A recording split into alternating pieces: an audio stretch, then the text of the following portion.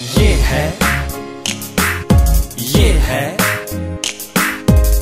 है rising city, ये है राइजिंग सिटी। नाम है इसका जोधपुर, जोधपुर, जोधपुर, जोधपुर। हर बात निराली यहाँ, लोग निराले यहाँ। हर बात निराली यहाँ, लोग निराले यहाँ। उठते स्वर, उठते स्वर कहीं अभिनेता के, उठते स्वर कहीं अभिनेता के। पड़ती थाप ढोलक पर, ढोलक पर, ढोलक पर, ढोलक पर। थिरकते पांव जब बिन घुंघरू के, तो नाचता पूरा शहर, थिरकता पूरा शहर। बांसुरी की मीठी तान से, बांसुरी की मीठी तान से ज्यादा मीठी मुस्कान यहाँ की।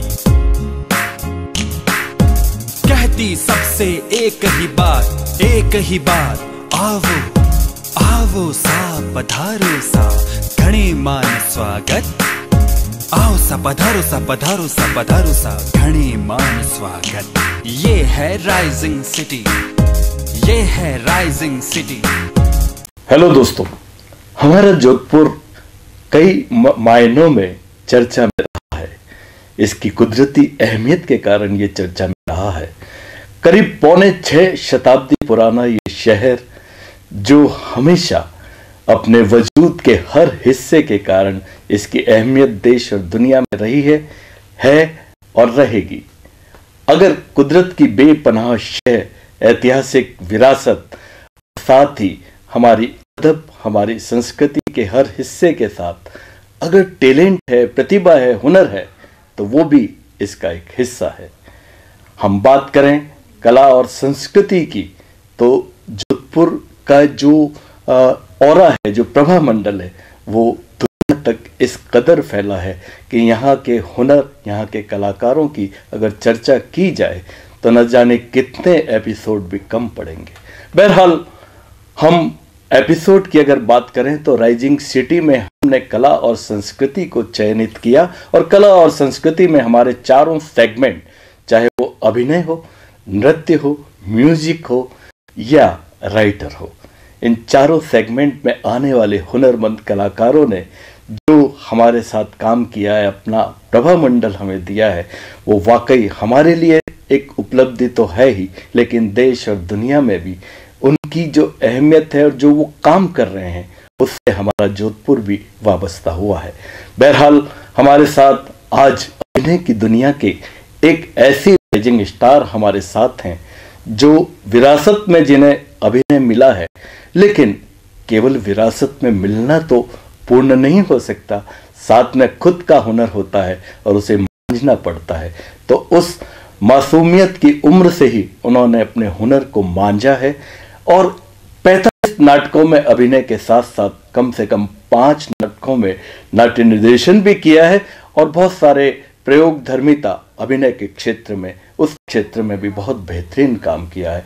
हमारे आज की राइजिंग सिटी की राइजिंग स्टार हैं नीतू परिहार। नीतू जी, आपका हमारे स्टूडियो में बहुत बहुत स्वागत है। Thank you sir. Neetu ji, आपके आने से अभिनय की दुनिया का एक पावर, एक एनर्जी, एक ऊर्जा हमें बहुत फील हो रही है।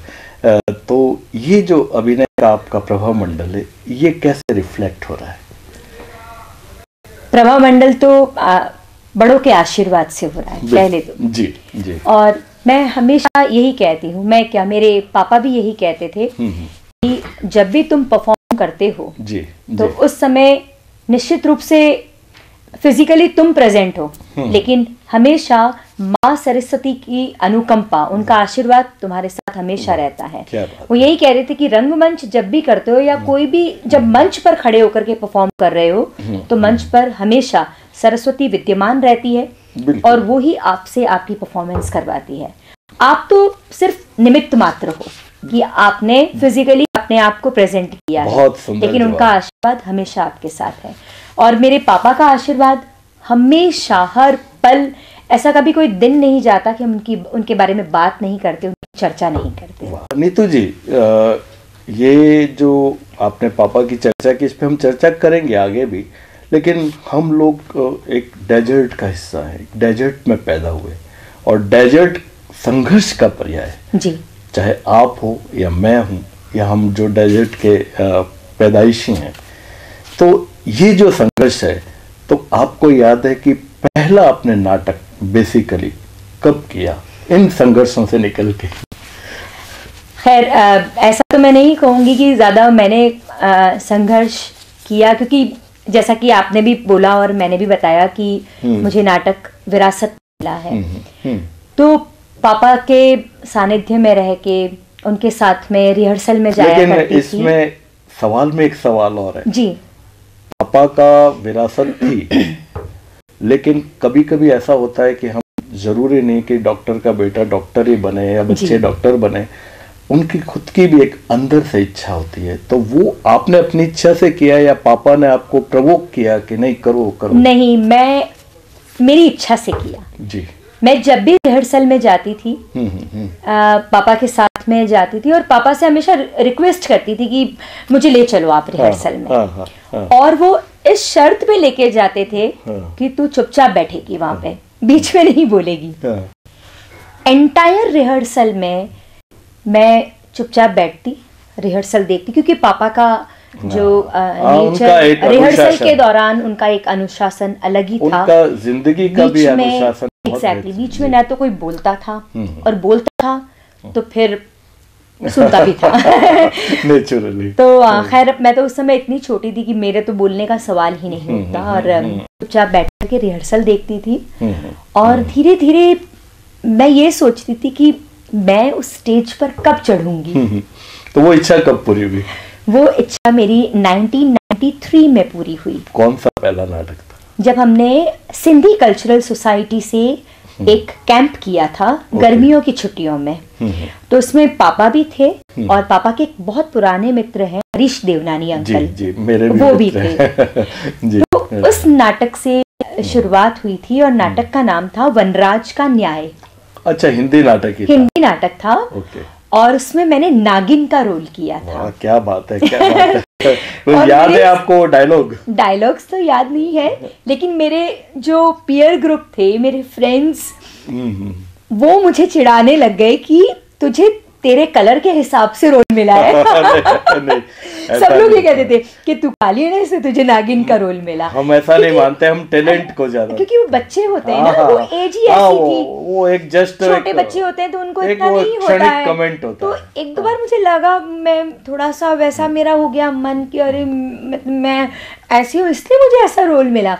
तो फिर मैंने मेरे पापा से कहा, पापा ने कहा नहीं तो बेकार की बात मत कर। वो जानते हैं, सीधा उन्होंने कहा इधर उधर की बात सुनने की जरूरत नहीं है, तुझे जो रोल मिला है उसके ऊपर कंसंट्रेट करो और उसको अच्छे से परफॉर्म करो, दैट्स इट। और मेरे ब्रदर ने भी उसके अंदर रोल किया था। वाह, क्या बात। आपका पूरा परिवार ही कहीं ना कहीं किसी क्षेत्र में है। But right now he is not an actor, not a director, but he is very good समीक्षक। वाह। समीक्षा इतनी अच्छी करता है वो, हर प्ले को देखने के लिए आता है मेरा भाई, और बहुत माइन्यूटली ऑब्जर्व करता है। ये भी एक अच्छी बात है। अच्छाई भी बताता है, बुराई भी बताता है। right. तो जो मेरी फैमिली का जो सपोर्ट है, विच इज इनक्रेडिबल, वो लग रहा है कि incredible sir. Otherwise being a girl इस फील्ड में आना, चाहे फैमिली सपोर्ट करे, कभी कभी रिलेटिव्स कहते हैं अरे यार कहाँ बच्ची को आगे बढ़ा रहे हो इस फील्ड में, इसका फ्यूचर क्या होगा जी। तो आपको ऐसी तो किसी, मैं समझता हूँ, नहीं सामना करना पड़ा? नहीं, ऐसा तो नहीं, लेकिन इन जनरल जो हमारी राजस्थानी कुछ फैमिलीज होती है या जो हमारे सराउंडिंग्स रिलेटिव्स होते हैं, उनका तो ये मानना ही होता है कि क्या है, हरदम नाटक कर लो, नाटक कर लो। नीतू जी, हम देखते हैं हमारे जोधपुर में जो है नाटकों का जो एक फ्लो है, चाहे वो रंगमंच पे की दृष्टि से बहुत इने गिने नाटक होते हैं और इने गिने डायरेक्टर या स्क्रिप्ट पे काम कर रहे हैं जी। तो नाटकों का माहौल नहीं है, आप क्या सोचते हैं इस बारे में? ये बात तो है कि एक शो हो जाता है, दो शो हो जाते हैं, उसके बाद में क्या, तो होता है कि दिक्कत है कि इनिशिएटिव लेने की बात है। इनिशिएटिव लेने की बात है। दूसरा एक और वीकनेस जो मैं अक्सर हमारे स्थानीय अभिनेताओं से पूछता भी हूँ जी, और हालांकि ये थोड़ा सा सवाल सीधा है और इसमें उत्तर सीधा आना बड़ा मुश्किल होता है। अक्सर हम देखते हैं कि यहाँ के जो लोकल हमारे अभिनेता हैं या नाटकों से डायरेक्ट इनडायरेक्ट जुड़े हुए हैं, वो किसी का नाटक पूरा देखते नहीं है और देखते हैं तो बहुत क्रिटिकली नेगेटिविटी के साथ ज्यादा देखते हैं। और अक्सर हमने देखा है कि जहाँ प्ले होते हैं तो उस हॉल के बाहर बैठ के ज्यादा चर्चाएं होती है, जो कहीं ना कहीं सालती है। आप क्या सोचती हैं इस बारे में? ये एक प्रॉब्लम है। मैं इसके बिल्कुल पक्ष में नहीं हूँ कि आप बाहर बैठ करके क्रिटिसाइज करें या अगर अंदर जाकर के भी बैठते हैं तो सिर्फ क्रिटिक्स की दृष्टि से देखें। हाँ। आप उसमें अच्छा भी, जैसे मैंने कहा मेरा ब्रदर है कि अच्छा भी देखो और बुरा भी देखो, एवरेज भी देखो और नया आप क्या इनपुट डाल सकते हो वो भी देखो। जैसे अगर हम किसी के ऊपर प्रश्न चिन्ह लगाते हैं तो उस प्रश्न चिन्ह लगाने से पहले हमें उस प्रश्न का उत्तर पता होना चाहिए, तब हम उस प्रश्न चिन्ह लगाने के अधिकारी है। Otherwise keep quiet, do your work.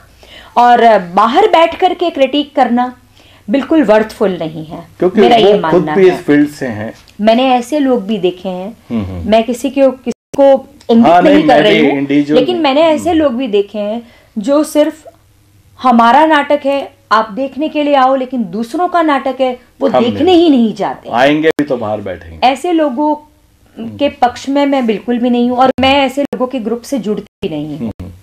नहीं, पर ये एक प्रॉब्लम है, इससे हमें हटाने के लिए प्रयास तो करने प्रयास ही कर सकते हैं कि हम उनको ये बार बार ये कह सकते हैं कि आप यहाँ बैठ करके क्रिटिक नहीं करें, एटलीस्ट आप अंदर आकर के पूरा नाटक देखें और उसके बाद में उसके क्रिटिक्स। हालांकि इस सवाल से और आपके जवाब से बहुत लोग नाराज भी होंगे। नाराज तो अब बेटी भी तो दलपत परिहार की हूँ तो उनसे भी बहुत सारे लोग नाराज हो जाते थे, तो फॉरवर्ड ये प्रश्न पूछा है।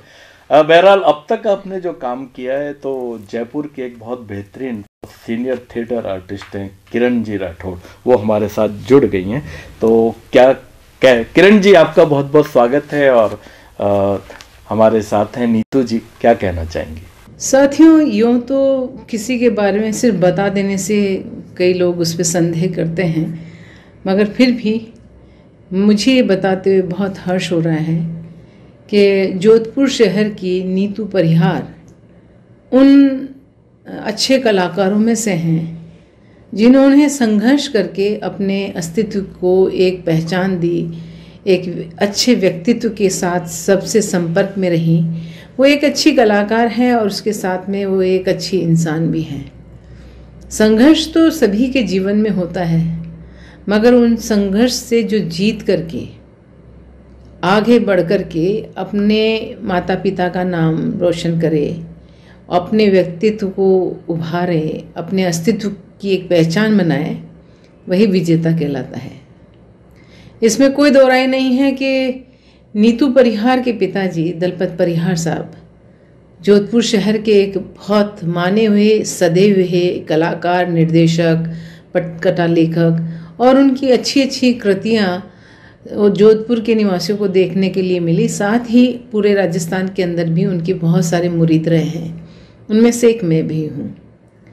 तो जो दलपत परिहार साहब के खून में था वो खून तो कहीं ना कहीं बेटी के अंदर नज़र आता है, मगर संघर्ष अपने होते हैं। उन संघर्षों से निकल कर के वो बच्ची ने अभी फ़िलहाल मैंने उसका एक प्रस्तुति देखी जो भीलवाड़ा में उसने की थी, द कंप्लीट वुमेन। ये नाटक भी एक स्त्री के द्वंद्व के ही था कि किस तरह से वो अपने जीवन में तरह तरह के संघर्ष देखती है, किस तरह से समाज के लोग उसको गलत तरह से प्रयोग करते हैं, उसके भीतर की औरत को कोई पहचान नहीं पाता है, मगर ऐसा नहीं है। और नीतू परिहार को जोधपुर के निवासी बहुत प्यार करते हैं और हम भी उसे बहुत प्यार करते हैं, मगर जो उसने द्वंद्व वहाँ रखे वो एक औरत के द्वंद्व थे और उसने बखूबी उनको रखा। तो मेरी तो उसको यही दुआ है, और मैं बहुत बड़ी हूँ उससे, तो हमेशा उसको स्नेह से ही देखती रही हूँ और यही चाहती हूँ कि जो दलपत परिहार साहब अपने जीवन काल में करना चाहते थे और नहीं कर पाए, बहुत कुछ किया है, मगर फिर भी कहीं ना कहीं अंतर्मन में कुछ रह गया हो, तो ईश्वर नीतू परिहार के माध्यम से वो सब चीज़ें कर सके जिससे कि दलपत परिहार साहब की आत्मा को सुकून मिले। Thank you Kiran ji. नीतू जी, अक्सर हम देखते हैं कि कभी कभी चाहे हम कविता कम लिखते हों या राइटिंग वर्क कम करते हो, थिएटर कम करते हो, लेकिन जहाँ तक हालांकि मैंने भी बहुत इने गिने थिएटर ही किए हैं अपने इनिशियल स्टेज में, लेकिन मैं ये सोचता हूँ कि पढ़ते बहुत कम है। जबकि अगर आपने 2 नाटक किए तो आपको कम से कम 100 नाटक पढ़ के उसमें अभिनय कर। ये मैंने दलपत जी के साथ भी डिस्कस किया और उन्होंने भी इस बात को सपोर्ट किया है। बिल्कुल। आप क्या सोचते हैं इस बारे में? बिल्कुल, मैं भी इस बात को रीडिंग सपोर्ट हैबिट करूंगी। नहीं है बिल्कुल। रीडिंग हैबिट अगर आपकी नहीं है तो आप लिख नहीं सकते जी।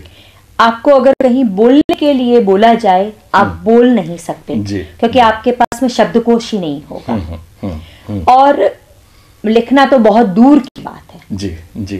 क्योंकि बहुत सारे लोगों का ये भी मानना है, मैं भी ये मानती हूँ कि जैसे आप कविता भले ही लिखे नहीं, लेकिन कवि सम्मेलन में अगर आप रेगुलर जाते हैं तो एटलीस्ट आप आधे पेज की कविता लिखने लायक, शब्दों को संयोजित करने तो हो ही चाहिए। बिल्कुल सही कह रही हैं। क्योंकि एक अच्छा श्रोता अच्छा वक्ता भी हो जाता है, और खुद थिएटर जो कर रहे हैं उनको भी सपोर्ट करती है ये बातें। बिल्कुल, इसीलिए मैं और मेरा परिवार हर नाटक देखने के लिए जाता है। और आप पढ़ती भी बहुत होंगे ऐसा लग रहा है। कोशिश करती हूँ, ज्यादा तो नहीं पढ़ पाती हूँ, लेकिन मैं जरूर कोशिश करती हूँ कि मैं पढ़ूं। और अभी जैसे ही मैंने अभी स्कूल ज्वाइन किया है तो मैंने स्क्रिप्ट लिखना भी शुरू किया है, क्योंकि स्कूल के अंदर रिक्वायरमेंट भी होती है। आपके पास में बनी बनाई स्क्रिप्ट नहीं आती है, तो यू हैव टू राइट और यू शुड राइट। तो कई बार मैं लिटरेचर आती हूँ, ऑथेंटिक लिटरेचर, उसको पढ़ती हूँ। और लिटरेचर से जुड़े हुए जो मेरे पापा के बहुत परम मित्र हैं और मुझे लगता है कि वो मुझे हेल्प करेंगे, तो मैं उनके पास में जाकर के अपना लिखा हुआ लेके जाती हूँ, ये मैंने लिखा है, कितने हद तक सही है। क्योंकि कई बार हिस्ट्री से आप खिलवाड़ नहीं कर सकते, माइथोलॉजी से आप खिलवाड़ नहीं कर सकते, बिल्कुल नहीं। कंटेम्पररी कुछ भी ऐड करना है तो वो आपके विचार है, वो उसमें आप ऐड कर सकते हो, but you can not change history as well as mythology. तो ये कितनी ऑथेंटिक है, जो हमसे ज्यादा अनुभवी लोग हैं, हमसे ज्यादा पढ़ते हैं, पूछने से आप छोटे नहीं हो जाते हैं। अच्छा, आपने अब तक 45 नाटकों में काम कर लिया है, तो किस तरह के ऐतिहासिक या कॉन्टेम्परेरी या किस तरह के नाटकों से आपका जुड़ाव ज्यादा है? मेरा एवरेज रहा है, मैथोलॉजी भी किया है मैंने, कंटेम्परेरी भी किया है जी जी, और जो रिसेंट जो लीजेंडरी प्लेज होते हैं कुछ, जैसे अंधा युग एक लीजेंडरी प्ले है जिसको कालजयी नाटक भी कहते हैं, डॉक्टर धर्मवीर भारती का। तो उसके अंदर मैंने कोरस का रोल किया था, क्योंकि मेन रोल सारे बड़े रोल है, कोरस वाले लोगों के थे, तो उस वक्त मैंने कोरस का रोल किया। तो वो माइथोलॉजी से, महाभारत से जुड़ा हुआ नाटक है जी जी। पापा के साथ में मैंने पापा के ही लिखे हुए नाटकों में काम किया, जैसे ढोला मरवण, अभिज्ञान शाकुंतलम, वाह क्या बात। और एक था जयराम रची राखा, उसमें भी रोल, सारे छोटे छोटे रोल थे। मीरा पे भी उन्होंने, और मीरा में भी मैंने, जी हाँ, मीरा का पूरा वॉइस ओवर जो मीरा का है वो मेरी वॉइस में है, और उसमें रोल भी किया मैंने। सूत्रधार था उसका, उन्होंने, मुझे भी सौभाग्य मिला है काम करने का। तो नीतू जी, चलिए आपके किसी 1-2 नाटकों की हम क्लिपिंग देख लेते हैं, हमारे दर्शक भी देख लेंगे। मीरा, थने बदलना पड़ेला, ए भक्ति भाव छोड़र राज रानी बनर रहना पड़ेला, नहीं तो। आप साफ साफ बताओ महारानी सा, नहीं तो था माथे अंकुश लगावनो जरूरी हुई जावेला। आप रे केवन रो मतलब मैं भजन कीर्तन नहीं करा, साधु संता सागे सावरिया ने नी सेवरा, ओ तो अन्याय है।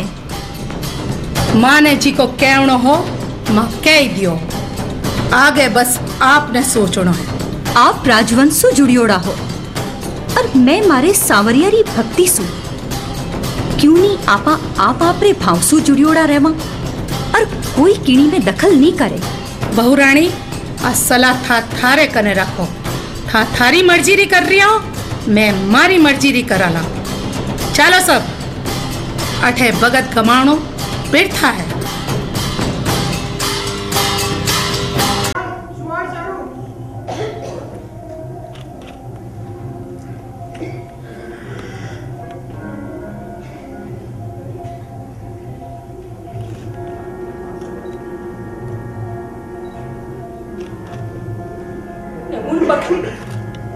उन बखत में उन बदरियारी चुपड़ी चुपड़ी बाता रमाई ने आएगी ने फट पोटली खात में गालत हब तेरी नी रवाना होएगी। क्या बैठ के भवानी ने देखो गरज मिट्टी ने गुजरी नटी। अरे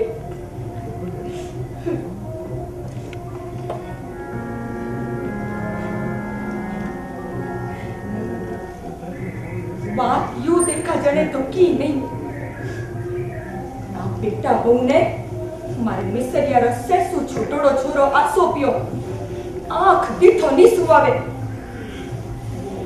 आसो तो टाबर है। दिवाली री छुट्टियां रे माईने काका काकी सु मिलन ने नए नए गीत लेने रमावण ने आयो हो। चढ़तो खून है, रोटी तो भाई जितनी खाई, पर इनरो मतलब और थोड़ी है क्या टाबर ने रोटी खाते टाइम टोक दियो।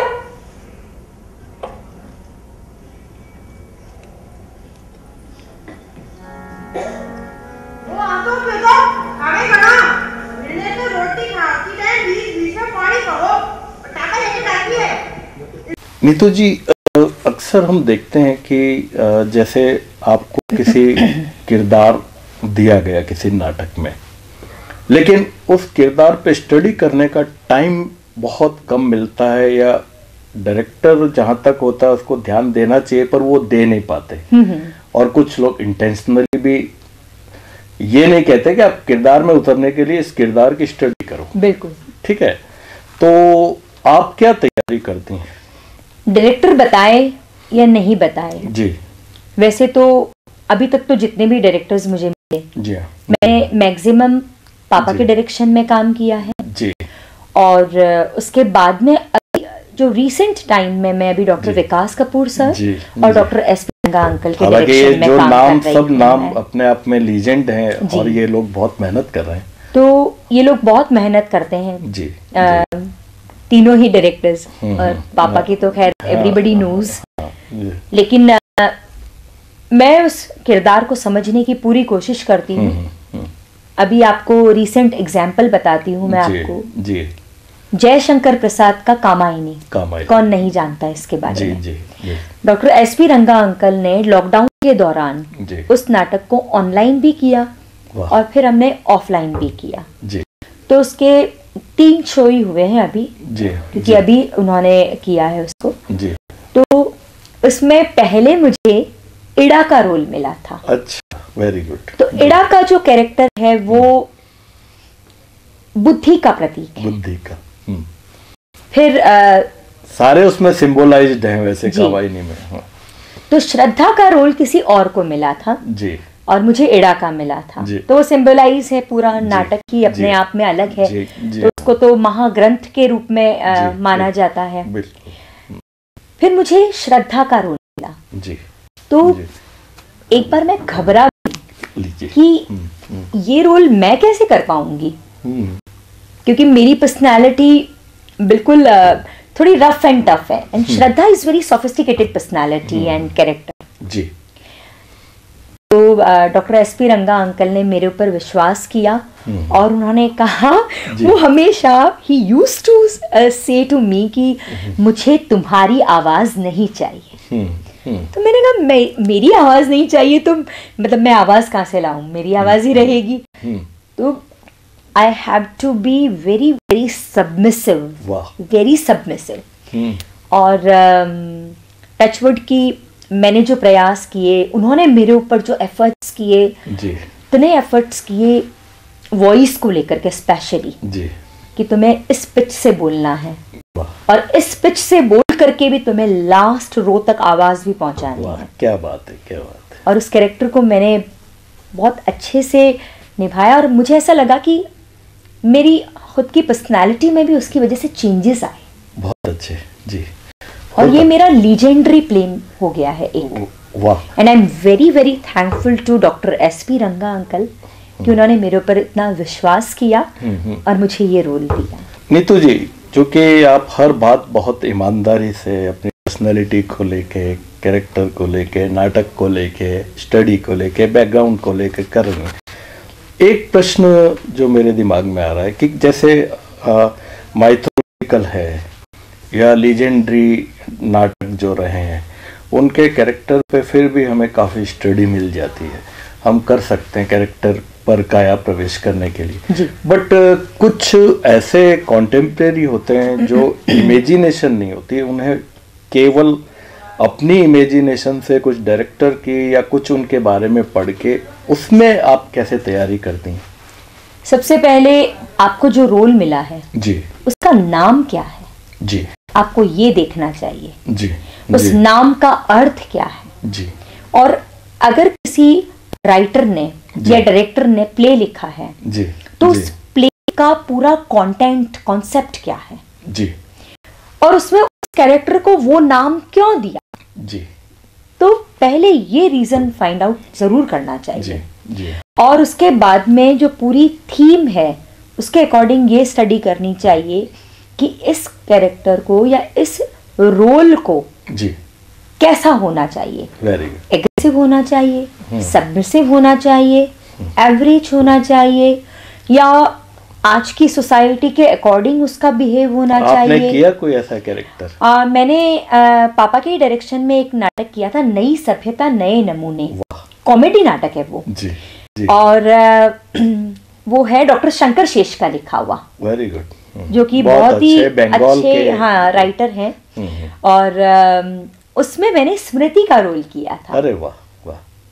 तो स्मृति यानी I think memory। 36 Chaurangi Lang उन्हीं का नाटक है। जी हाँ, है ना? वो भी है। और जी, एक दो उनके और भी बहुत वेल नोन नाटक है जो कि अलग ही उनकी एक तो एक image डायलॉग है। तो आप सुनाइए किसी भी नाटक का जो भी आपको अच्छी तरह याद हो। ओके इनका तो याद नहीं है, स्मृति और उसका तो याद नहीं है।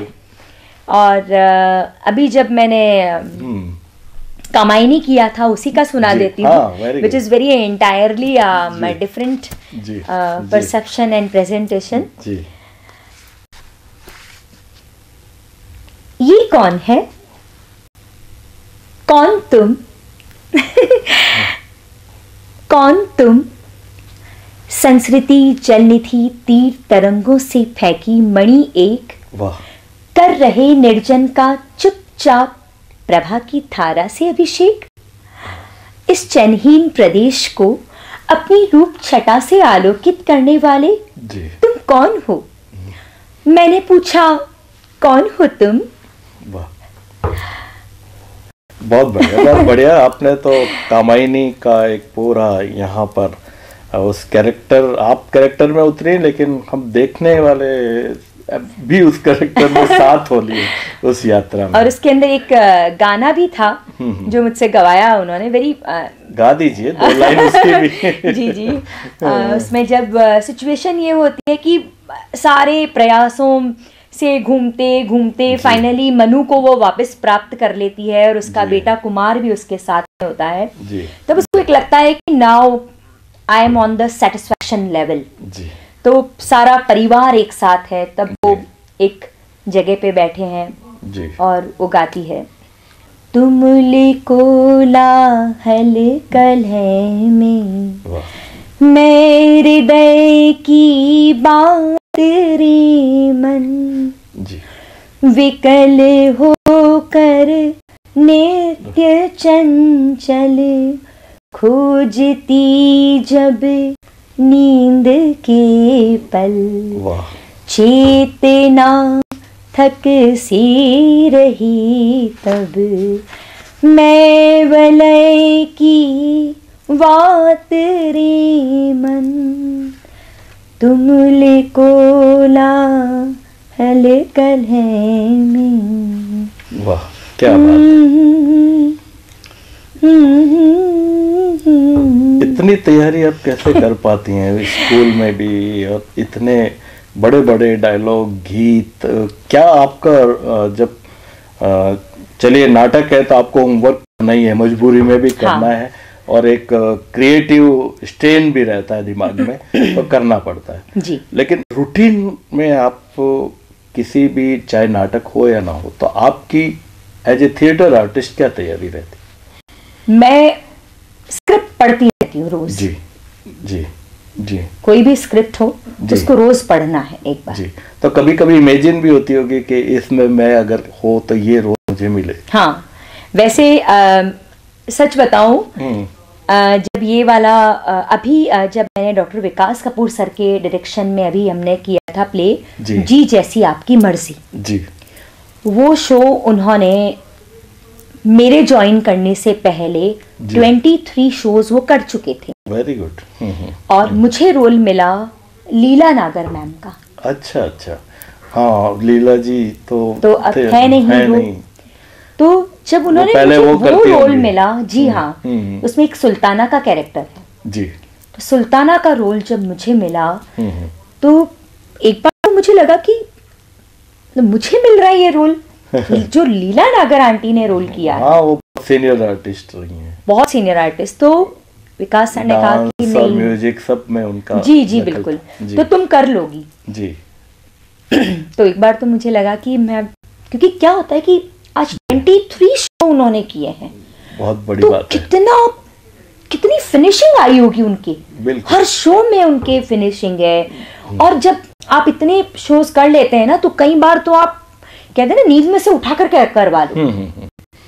हाँ। तो रिसेंटली जैसे मैंने अभी किया मैं तुम्हें फिर मिलूंगी, अमृता प्रीतम पर जो प्ले है उसके अंदर मेरा नरेटर का रोल है और एक कवित्री का भी रोल है, उमा त्रिलोक जी। तो वो नाटक भी मुझे बहुत अच्छे से याद है क्योंकि उसके 12 शो हमने कर लिए हैं।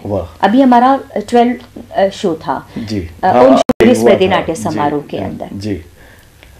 तो जब मुझे वो रोल मिला तो मैंने उस स्क्रिप्ट को इतनी बार पढ़ा कि कैसे मैं उनकी एक्सपेक्टेशंस पे खरी उतर जाऊं।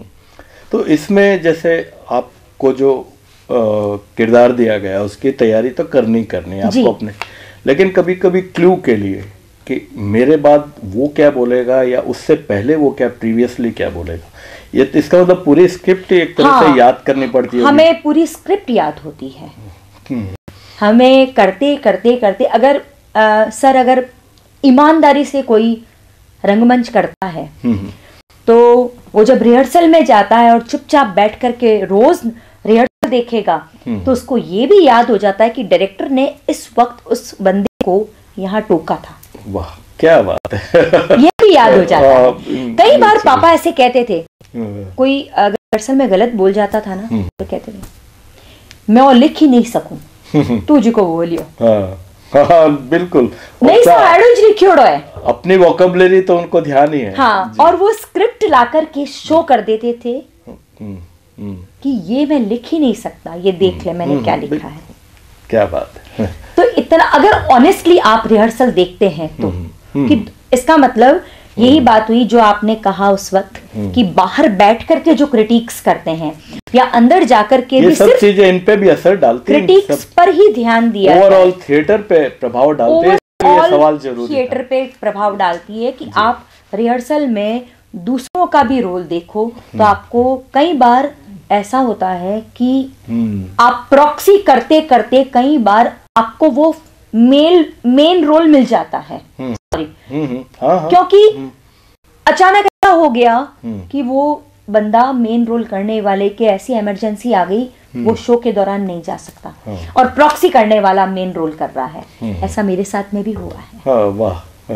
मैं प्रॉक्सी करती थी and I got main role और ओनली बिफोर 2 और 3 days।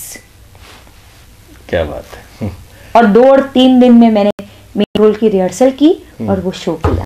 तो आपके ये जो परफेक्शन मिस परफेक्शनिस्ट जो आप हैं, नहीं, परफेक्शनिस्ट तो उसके डॉक्टर एसपी रंगा साहब को हमने कॉल किया और वो हमसे जुड़ गए हैं। बहुत सीनियर थिएटर आर्टिस्ट और डायरेक्टर हैं। डॉक्टर एसपी रंगा साहब का बहुत बहुत स्वागत है। सर क्या कहना चाहेंगे? नीतू जी हमारे साथ हैं। डॉक्टर नीतू एक नाम जैसे ही जहन में आता है, एक कंप्लीट एक्टर दिमाग के सामने उभर कर आ जाता है। एक ग्राफ है मेरे सामने इसका। बहुत छोटी थी जब से मेरे साथ काम करना शुरू किया इसने। पहला नाटक था, फिर किसी बुद्ध की प्रतीक्षा है, एक भिक्षुणी का। ये और सोनू जब काम करते थे तो छोटी छोटी बातों पर इनमें तकरार हो जाती थी, ये नाराज हो जाती थी, रूठ जाती थी।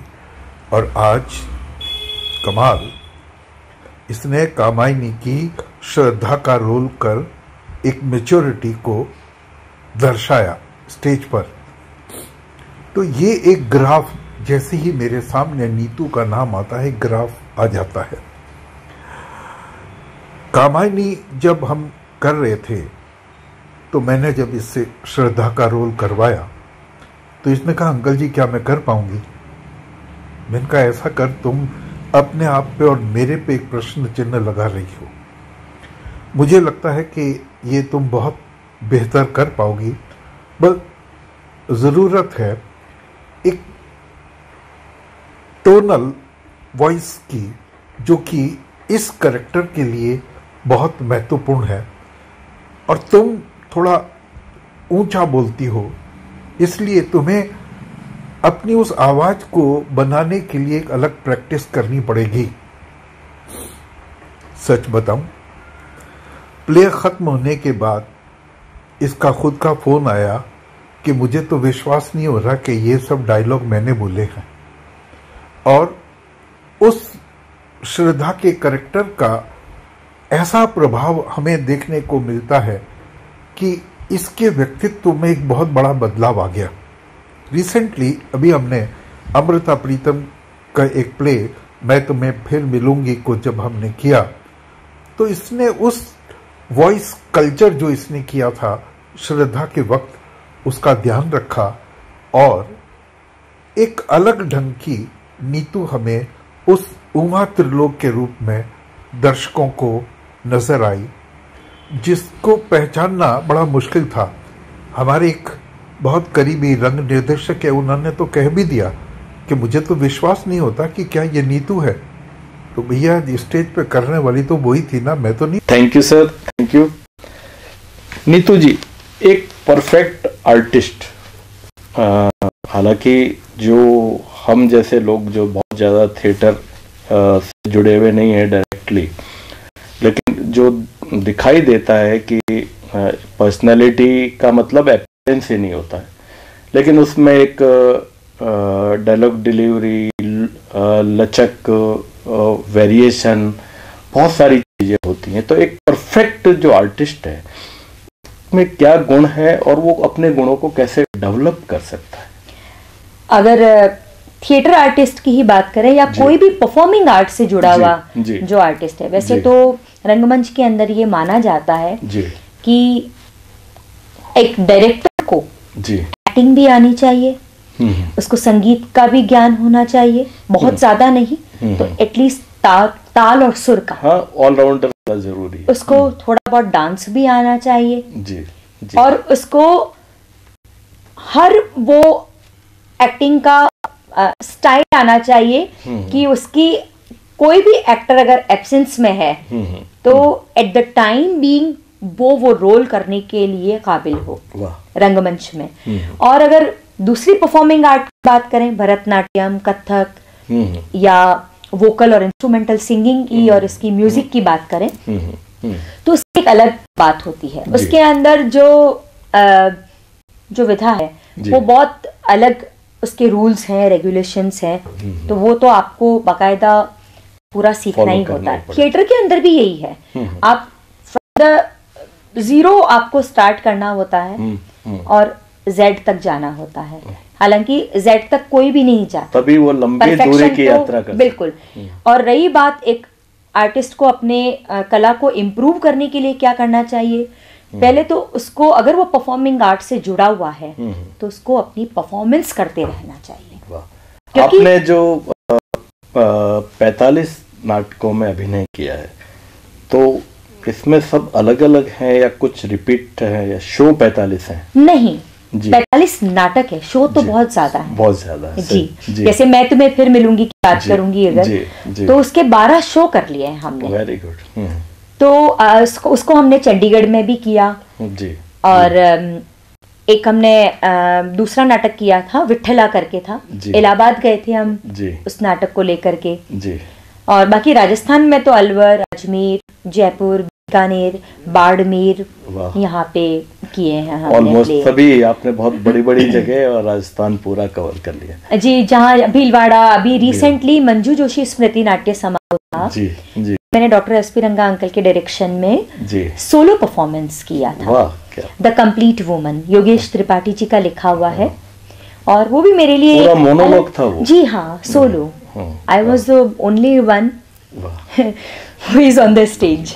बहुत कम होते हैं ऐसे मोनोलॉग, तो स्टेज पे बहुत पुराने पर्शियन थिएटर में ज्यादा किया करते थे, या कुछ एक आध फिल्म में, जैसे मुझे याद है सुनील दत्त साहब की याद है। सोलो मैंने 3 कर रखे हैं। सोलो एक राजस्थानी में किया था पापा के डायरेक्शन में जी। अशोक जोशी क्रांत का लिखा हुआ है, पावसी। वाह, हाँ, वो किया था हमने जी। उसके जोधपुर में ही शो किया, और एक शो हमने हरियाणा में किया था उसका। अच्छा। तो रोहतक फेस्टिवल था, थिएटर फेस्टिवल, उसमें किया था हमने जी। कुरुक्षेत्र जाकर के।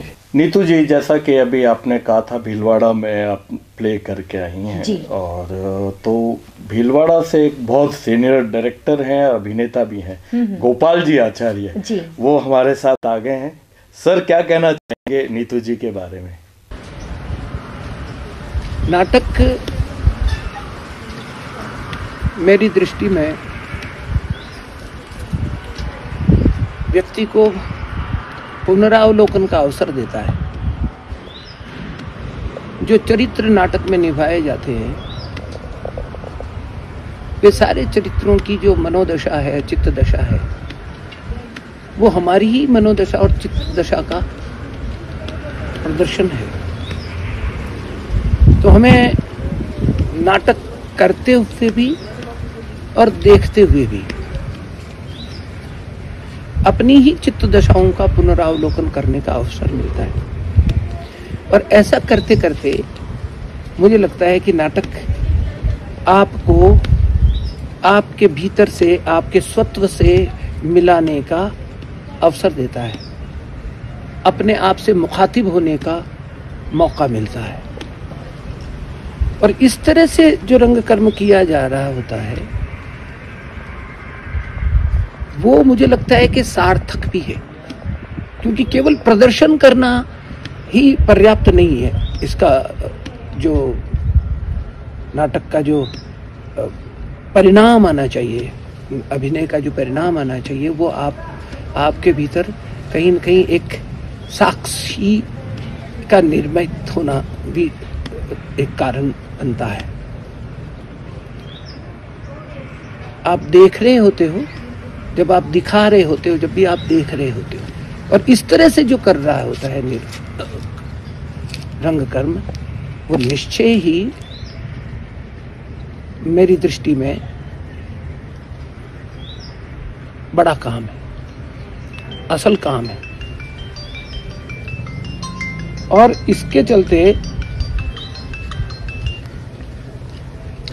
डॉक्टर नीतू परिहार के बारे में जब मैं ये बात कर रहा होता हूँ, तो मैं ये सारी बातें जो मैं बोल रहा हूँ, तो कुछ लोग होते हैं ना जिनको आप काम करते हुए देखते हो तो आपको लगता है कि नहीं यार, ये बहुत ऑनेस्ट है, ये ईमानदार है, ये निष्ठावान है, अपने काम को लेकर बहुत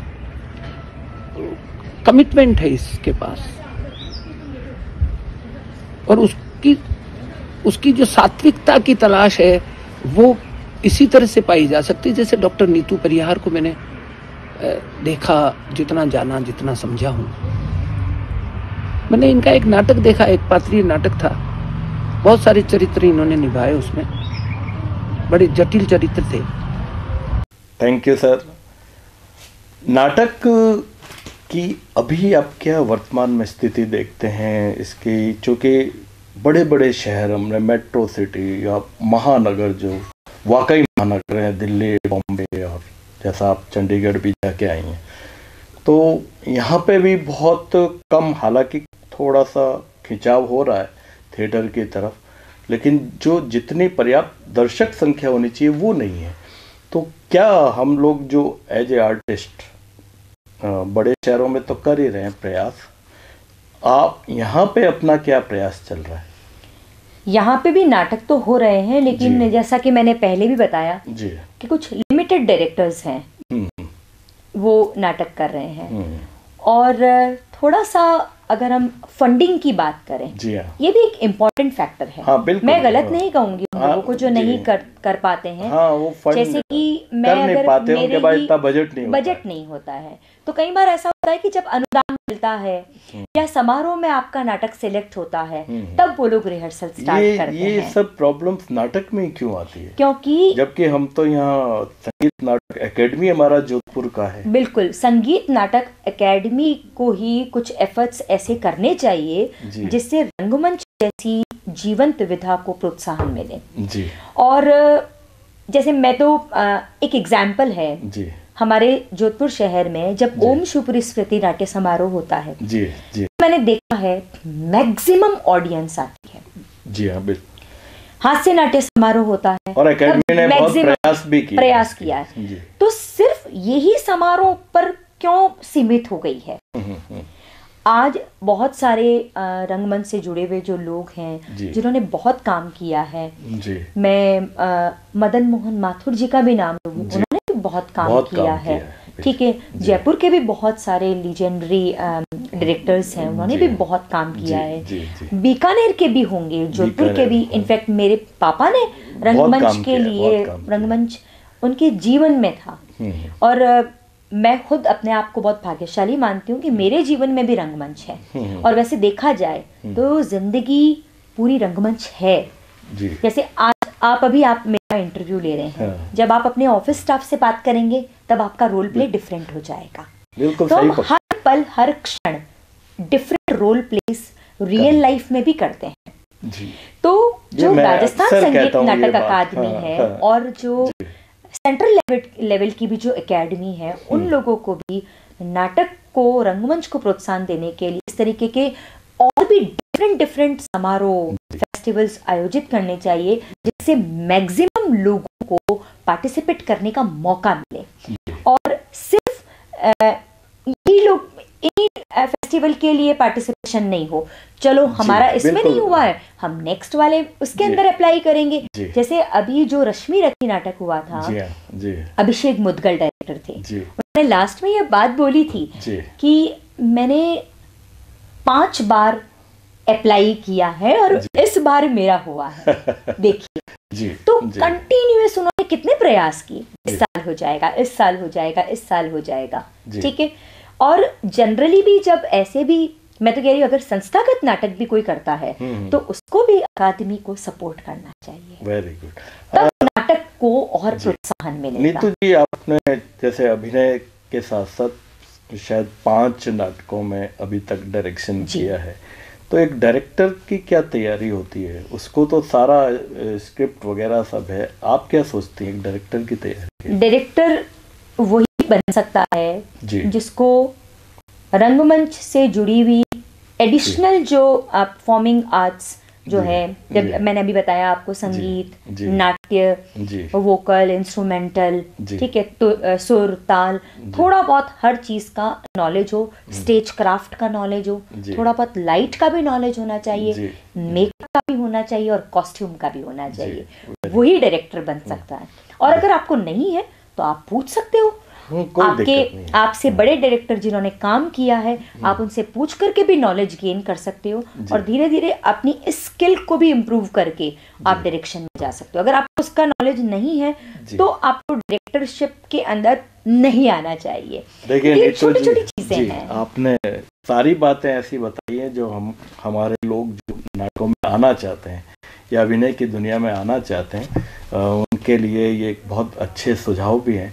लेकिन फिर भी ओवरऑल हम चाहेंगे कि वो लोग जो केवल 1-2 नाटकों में आने के बाद या केवल थोड़ा बहुत टच होने के बाद उनका जो मानस है वो बॉलीवुड की तरफ ज़्यादा खिंचा होता है, वो निस्बत अभी तक आपने काम नहीं किया है, वहाँ तक होना कोई गलत बात नहीं। तो ऐसे लोगों को, ऐसे यूथ के लिए आपका क्या मैसेज है? मैं ऐसे यूथ को यही कहना चाहूँगी कि रंगमंच से जुड़े हैं, रंगमंच करते रहें जी। ऑल्दो आप लोग शूटिंग फील्ड में, इंडस्ट्री फील्ड में या सीरियल में अगर आप जाना चाहते हैं जाएं, लेकिन अपनी रंग कर्म को लगातार चलाते रहें, तभी आप उन दूसरी फील्ड जो है फिल्म इंडस्ट्री या सीरियल या कहीं पे भी आप अदर देन ओनली थिएटर काम करना चाहते हैं तो आप उसके अंदर भी परफेक्शन से काम करेंगे, क्योंकि रंगमंच ही एक ऐसी जीवंत विधा है जो आपको हर तरीके के रोल प्ले को करने के लिए काबिल बनाती है। और नीतू जी, आपने इतनी बातें बताई हैं, ऐसा लगता है कि अभी तो बातों की शुरुआत हुई है और ऐसा लगता है कि बातें चलती रहे, लेकिन आप जानती हैं कि समय जो है वो हमेशा एक उंगली दिखाता है, वार्न करता रहता है। उस समय हमें वार्न कर रहा है तो हम आपका कैसे शुक्रिया अदा करें। आपने इतने अपने अनुभवों को बहुत सरल तरीके से मांझा, हमारे साथ शेयर किया। आपका बहुत बहुत शुक्रिया हमारी राइजिंग सिटी प्रोग्राम में आने के लिए। Thank you very much. Thank you so much. मान स्वागत, आओ सा पधारो सा पधारो सा पधारो सा, घणे मान स्वागत। ये है राइजिंग सिटी, ये है राइजिंग सिटी।